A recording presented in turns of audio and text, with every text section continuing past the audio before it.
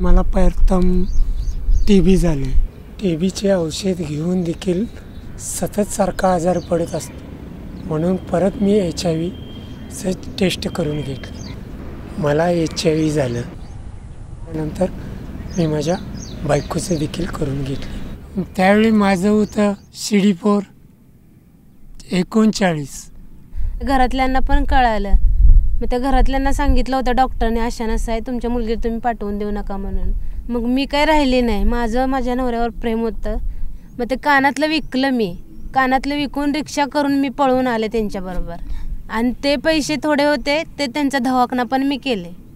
डॉक्टरने आम्हाला सल्ला दिला, बाळाला कशाला जन्म देत आहे, बाळाला पण होईल. पण डॉक्टरला माहीत नव्हतं.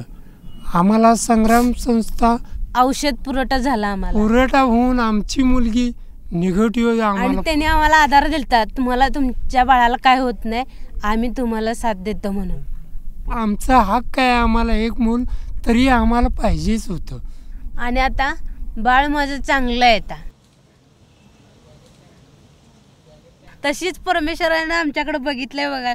मी त्या मॅडमचं एक नाही पाया पडली की माझ्या मुलगीला काय झालेलं नाही, ते बरं आहे.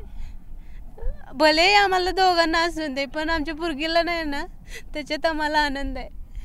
मी परमेश्वराला ही साथ जोड मागते.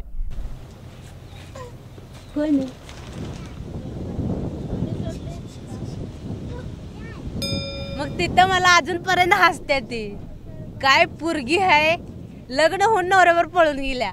मग लव्ह मॅरेज म्हणत काय, लव्ह मॅरेज झालं की मग. आणि मग आता आम्हाला असं वाटतं की आम्ही जग जिंकलो.